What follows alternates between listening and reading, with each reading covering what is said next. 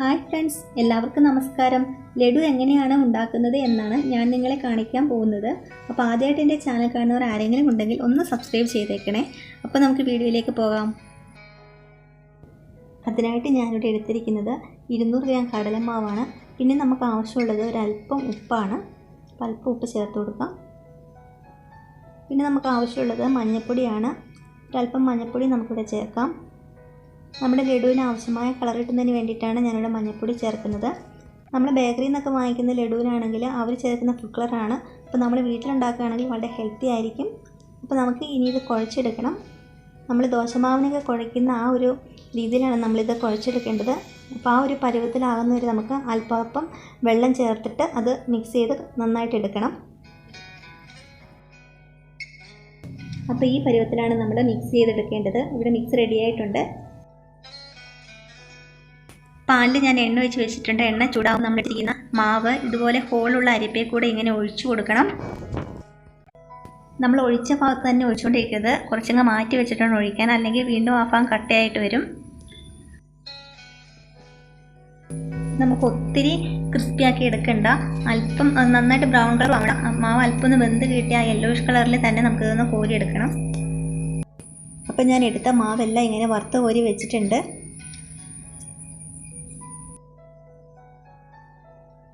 വറുത്തെടുത്ത മാവെല്ലാം ഞാൻ മിക്സിയുടെ ജാറിൽ വെച്ചിട്ടുണ്ട്. ഇനി നമുക്ക് അല്പം ഏലക്കാപ്പൊടി ചേർത്ത് കൊടുക്കണം.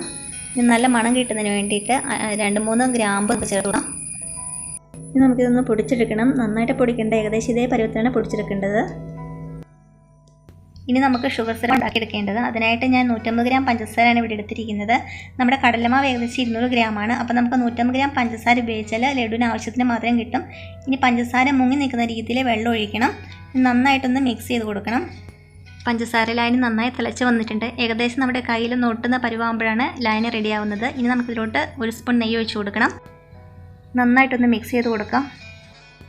റെഡിയായി വന്നിട്ടുണ്ട്. നമുക്കിനി ഫ്ലെയിം ഓഫ് ചെയ്യാം. ഇപ്പോൾ ഷുഗർ സിറപ്പ് ചൂടോട് കൂടി ഇതിലോട്ട് കുറേശ്ശെ ഇങ്ങനെ ഒഴിച്ചു കൊടുത്തിട്ട് നന്നായിട്ടൊന്ന് മിക്സ് ചെയ്ത് കുഴച്ചെടുക്കണം.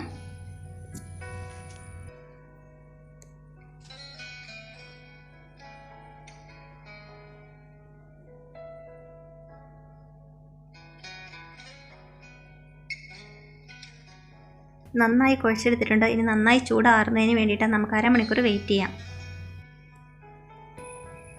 മാവെല്ലാം ചൂടാറി വന്നിട്ടുണ്ട്. നമുക്കിനി ഇത് ലഡുവിൻ്റെ ഷേപ്പിൽ നന്നായിട്ട് ഉരുട്ടിയെടുക്കണം.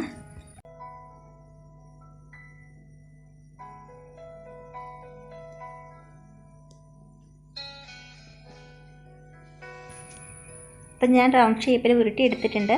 ഇനി നമുക്ക് നേരത്തെ ഞാൻ നെയ്യിൽ വറുത്ത് വെച്ചിരിക്കുന്ന ഉണക്കമുന്തിരി വേണമെങ്കിൽ നമുക്ക് വെച്ച് കൊടുക്കാവുന്നതാണ്.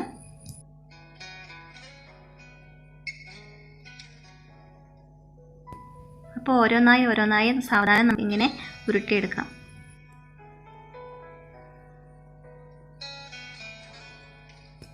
ലഡു റെഡി ആയിട്ടുണ്ട്. നമ്മൾ കടയിൽ നിന്ന് വാങ്ങിക്കുന്ന അതേ ടെക്സ്ചറിൽ തന്നെ നമുക്ക് കിട്ടിയിട്ടുണ്ട്.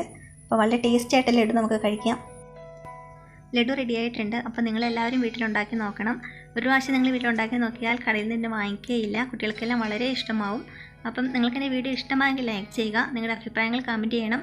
അപ്പോൾ പുതിയൊരു വീഡിയോയുമായി നമുക്ക് വീണ്ടും കാണാം.